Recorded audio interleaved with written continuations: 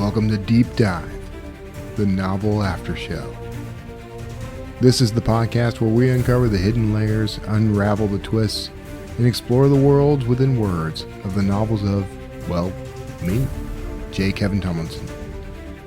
Whether you've just finished the book or you're curious about what's inside, spoilers and all, you're in the right place. Let's dive in. Welcome back, everyone. Ready for another deep dive.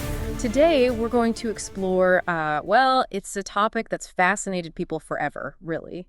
The idea of a lost civilization, like a really advanced one, and how it might be connected to all these ancient myths we have. We're talking about those stories that seem to pop up everywhere, right? Exactly. And we're going to use this archaeological thriller, The God Extinction, by J. Kevin Tumlinson, as our kind of, like, our guide, our map for this deep dive. It's a fun way to explore some really fascinating ideas, and the book does a great job of bringing some, actual archaeological concepts to life. I love that we're using a novel for this. It's like, we get to enjoy a good story while we learn something new. Exactly. So at the heart of the story, we've got this archaeologist, Dr. Dan Kotler, who's on a quest, basically. Mm-hmm. He's trying to figure out the truth behind these recurring symbols and figures that we see across cultures that, like, on the surface seem totally unrelated. Okay, yeah. Give me an example. Like, what kind of symbols are we talking about? Think Stonehenge, right? Everyone knows Stonehenge.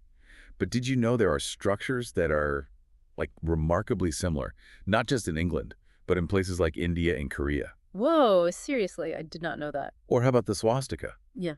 Most people associate it with Nazi Germany, but it actually appears in ancient Navajo art centuries before that. Yeah, that is wild. And it really makes you wonder, how is it possible for cultures, separated by oceans and centuries, to develop such similar ideas? Like, was there some kind of connection we're missing? It's a question that's baffled, scholars and researchers for a long, long time. And in the book, our protagonist, Kotler, he tackles this head on in this really engaging TED Talk. He doesn't waste any time, just comes out and asks point blank, where did the gods go? Wow, that's a powerful question, isn't it? It is, and it makes you stop and really think about the origins of, like, our belief systems, the stories we tell ourselves about the past. Totally. It's like, where did these ideas come from? Were they just invented out of thin air, or is there something more to it? Right. And Kotler goes on to talk about these recurring symbols, like the swastika, and how even something as simple as sticking out your tongue, the raspberry, can have completely different meanings in different cultures. Wait, really? Sticking your tongue out can be a sign of respect? In Tibet, it is. In the West, obviously, it's a sign of disrespect, but in Tibet, it's a way of showing respect. See, these are the kinds of things that just, like, blow my mind. It makes you realize that the world is a lot more complex and interconnected than we often assume. Exactly. And that brings us to Kotler's central theory. A lost, advanced civilization that somehow influenced cultures all over the globe, leaving behind these traces in our myths and monuments. Okay, now this is where things start to get really interesting. So the novel introduces this mysterious bronze medallion, or a pommel, right? It's found in a deceased archaeologist's safe. And it's got this red jewel that projects a map. But get this, it also fits perfectly onto a bronze sword that Kotler had found, like, decades earlier in a hidden brass hall in Egypt. And that's a crucial detail because, we typically think of ancient Egyptians with their pyramids and hieroglyphs, right? Not with, say, the Celts, who are more prominent in Europe. So this crossover, it's, like, unexpected, and it really raises some big questions about how cultures interacted in the ancient world. Yeah, it's like finding a piece of a Viking ship buried in the Amazon. It just throws everything you thought you knew out the window. Precisely. And this pommel, the map, the sword, they all point to a specific figure in Celtic mythology, the god Credne. Okay, tell me about this god Credne. I'm picturing, like, this huge blacksmith dude with a magical hammer just, like, forging weapons for heroes. Well, you're not far off. Credne was this master craftsman known for his skill in metalworking. He's often depicted forging weapons, but not for heroes, actually. He made weapons for the Tuatha De Danann, a supernatural race in Irish mythology. And these weapons, they were specifically made to fight the Fomorians. They were like these monstrous beings that represented chaos and darkness. So Credne's like this divine blacksmith, defending the forces of order against chaos. It's a theme that seems to come up in a lot of different mythologies, doesn't it? It does, and that's what makes this so fascinating. The story highlights these common threads woven through all these different cultures' stories. Think about the Egyptian god Osiris, right? His story of death and resurrection, it shares some pretty striking similarities with the biblical figure Moses. Oh, wow, you're right. So we're talking about more than just shared symbols here. We're seeing entire narratives, like whole mythologies, echoing across continents. Exactly. And this is where the concept of comparative mythology comes in. It's basically the study of these parallels, looking for clues about how cultures separated by vast distances could have shared these similar stories. This is really making me rethink everything I thought I knew about ancient history. But wait, if Kotler found this incredible brass hall in Egypt, why was he dismissed from the dig? Like, that doesn't make sense. Well, that's where things get a little more complicated. It turns out that the current overseer of the dig, a Dr. Martuk Malik, was actually the young local guy who helped Kotler unearth that hall all those years ago. And Malik flat out refused to allow any further exploration of the site unless Kotler was involved. Really? Wow, that's quite a twist. You'd think they'd be happy to have someone with Kotler's expertise back on the team. You would think, wouldn't you? But there's some history between them, some kind of unspoken conflict. And we get this hint, a letter from a deceased archaeologist, that suggests that there might be others who are working against Kotler's return. Okay, now I'm really intrigued. We've got ancient mysteries, shady characters, and personal drama.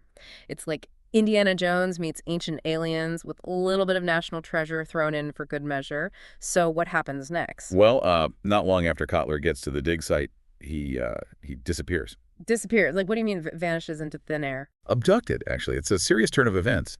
You know, suddenly there's this real danger, and the stakes get a lot higher for everyone. Okay, hold on. Who kidnaps an archaeologist? It's not like they're carrying around, priceless treasures or something. Well, in this case, they might as well be. Remember that pommel, the one with the map? Turns out it's way more than just some ancient artifact. So this isn't just some random kidnapping. Someone is after that pommel. But why? What makes it so valuable? That's the million-dollar question, and it's the one that Kotler's FBI partner, Denzel, is trying to figure out. And as he digs deeper into the case, he stumbles upon this former archaeologist, a guy named Eamon, who seems to have a score to settle, not just with Kotler, but with Malik, too. Eamon. I don't know, that name just sounds like a Bond villain, doesn't it? What's his deal? Eamon was obsessed with this idea of the Otherworld, which is this mythical realm of the gods in Celtic mythology. And actually, he got kicked off the Credny Dig site years ago for stealing artifacts. Rumor has it he ended up joining some kind of cult that believes they can actually access the Otherworld through these ancient rituals. Wait, a cult? Okay, now we're talking secret societies and hidden agendas. This just keeps getting better and better. And it gets even more interesting. Remember how Kotler was mysteriously dismissed from the original dig? Well, it turns out that Eamon had a hand in that too. He was spreading rumors, trying to sabotage Kotler's career. Wow, this Eamon guy, he's playing the long game. But how does he tie into Kotler's abduction? Denzel finds out that Eamon, through his connections with this cult, has managed to get his hands on a replica of that bronze sword. But there's a catch. It's missing the pommel. So he needs the real pommel to complete his little ritual and unlock the door to this other world. It's all starting to make sense now. That's the working theory, yeah. And it creates this ticking clock situation, because who knows what could happen if Eamon actually manages to open up this portal to the other world. This is like next level archaeological intrigue. We've got abductions, cults, ancient rituals, and maybe even a doorway to another dimension. What's not to love? So where is Kotler being held? Do they know? They take him to this remote location, chain him up, and force him to make a video message for Malik. The demand is simple. The sword in exchange for Kotler's release. Man, talk about a rock and a hard place. Yeah. So is Malik gonna give in? It's super risky, but Malik agrees to hand over the sword. He's hoping to buy some time, figure out a way to rescue Kotler. This is so suspenseful. What happens next? Well, as Malik is getting ready to hand over the sword, Denzel has this brilliant idea. He sneaks a satellite phone into the bag with the sword, hoping to track the signal and figure out where they're holding Kotler. Smart. So now it's like a real-life treasure hunt with technology going up against these ancient secrets. Exactly. But that's not the only clever move happening. Kotler, being the resourceful guy he is, manages to break free from his chains, using just a metal rod and a rock. Classic Kotler. I knew he wouldn't just sit around waiting to be rescued. Right. So while Kotler is out there escaping into the desert, navigating by the stars, Denzel runs into a little snag. He gets arrested. by the Egyptian military police, no less. What? You're kidding. Denzel's the good guy here. Why would they arrest him? Turns out the head of security at the Credney dig site, a guy named Raid Saraf, is secretly a member of Amon's cult. Oh no, this is getting seriously out of control. We've got Kotler on the run, Denzel caught in this web of corruption, and a cult that's closing in on their prize. This can't end well. Well, remember those translations that Moloch had been working on? They finally reveal that the entrance to this other world is actually located within this chamber of Credney, hidden behind this massive brass visage of the god himself. Hold on, so there's an actual chamber, like a secret room or something. Exactly. And to get inside, you need to enter through the mouth of Credney, which, according to those translations, means using that pommel to activate some kind of hidden mechanism in the visage. So they've got the sword, they've got the pommel, and now they know how to get in. It sounds like they're about to unlock the door to another realm. What happens next? So, like, we've got this race against time, this corrupt official pulling strings, and a chamber that could be a portal to another realm. I don't know about you, but I'm totally hooked. So, does anyone actually make it to the chamber? What's waiting for them on the other side? Well, things take an unexpected turn when Kotler stumbles upon Denzel, who's being transported by Saraf and his men. Wait, they're together now. How did that happen? Yeah, it seems like Saraf realized having both Kotler and Denzel would give him a better chance at getting into the Otherworld chamber. You know, two experts are better than one, right? So now they're both prisoners. What about Malek? What's he doing? Unfortunately, Malak doesn't make it. He's fatally wounded while trying to escape. That's really sad. It really makes you think about the risks these, archaeologists and researchers take in pursuit of knowledge. It does. It's a reminder that uncovering these ancient mysteries can come at a high price. So what happens to Kotler and Denzel? Where do they end up? They're taken to this remote location, high in the mountains, the place marked on the map. It's supposed to be the entrance to the other world. Okay, so they're at the spot. Are they about to, step into another dimension? Not quite. Kotler, being the sharp archaeologist he is, notices something interesting about the landscape. The way the various archaeological sites are arranged in the area, they form a distinct pattern. A pattern? What kind of pattern are we talking about? A pattern is known as Awen. It's the sacred symbol in Celtic mythology, and it represents harmony and balance. It's often depicted as 3 rays of light coming from a central point. So it's not just a random arrangement of sites, it's intentional. That definitely changes things, right? Absolutely. Kotler realizes that the real entrance to the other world isn't at the plateau, but at a site marked by the central point of that Awen pattern.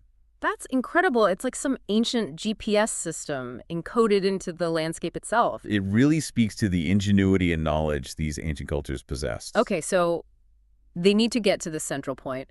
Do they, convince Saraf to take them there? Not that simple, unfortunately. Saraf is pretty determined to follow the map.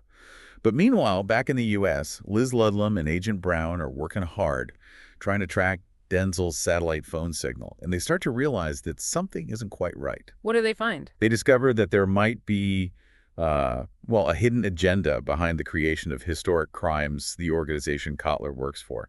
It's like someone wanted to put Kotler in a dangerous situation. Hold on, someone wanted Kotler in danger. Who would do that, and why? Those are the questions they're trying to answer. But back in Egypt, things are coming to a head. As Saraf's men are getting ready to enter the chamber, the one marked by the Awen pattern, U.S. operatives working with the Egyptian military, they launch a raid on the site. Whoa, a raid? Like a full-on shootout? It's chaos, gunfire, explosions, the whole works. And during all the commotion, Denzel manages to escape from the transport truck. I knew he wouldn't stay captured for long. What about Kotler, though? What's he up to? Well, Kotler uses the distraction to his advantage. He convinces Saraf and Amon to go into the chamber ahead of him, leads them to this massive brass door, kind of like the one in the Credney vault, and tells them that this is the entrance to the other world. So is it the real entrance, or is he, bluffing? It's another clever decoy, but it ends up revealing even more incredible ancient technology. The door is fitted with leaf springs, which is a mechanism that wasn't supposed to exist for centuries after this time period. It's like every step of the way, they find more evidence pointing to this lost civilization, the civilization with technology that was way ahead of its time. It's mind-blowing. It really challenges us to reconsider what we think we know about the past. Okay, so Kotler tricked them. What happens next? As Saraf and his men realize they've been duped, Denzel bursts in, having given the military police the slip. And during the fight that follows, Seraph falls to his death.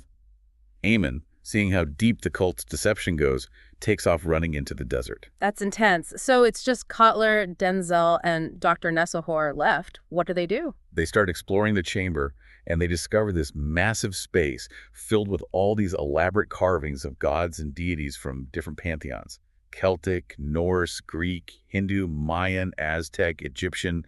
It's incredible. Whoa, that's amazing. How could, the ancient Egyptians have known about Mayan gods? That doesn't make sense. That's the big question, isn't it? This discovery really supports the idea of a shared origin, a lost civilization that influenced cultures all around the world. So, what happens in the end? Do they ever find the real entrance to the Otherworld?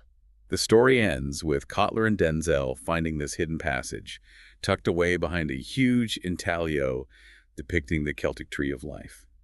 It leads to this vast underground valley filled with lush plants, waterfalls. It's truly otherworldly. Wow, so they found it. But the mystery continues, right? Yeah, the true nature of this otherworld chamber is still a secret. Access is restricted, its secrets are waiting to be discovered. It's like the adventure's just beginning. Wow, what a journey this has been. We went from ancient symbols to a secret chamber, uncovering clues that suggest a lost civilization and a realm beyond our understanding. It really makes you think differently about what we know or think we know about history. This deep dive has definitely left me with more questions than answers. Like, what else is hidden in that otherworld chamber? And what does it all mean? What does it tell us about, our history, our beliefs, our place in the universe? I guess that's for us to keep pondering. Exactly.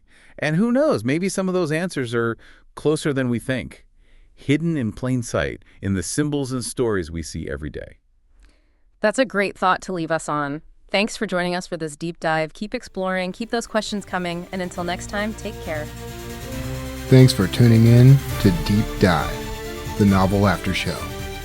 If you enjoyed this episode, be sure to share it with your fellow book lovers and leave us a review. And visit kevintumlinson.com/books to dive into your next adventure.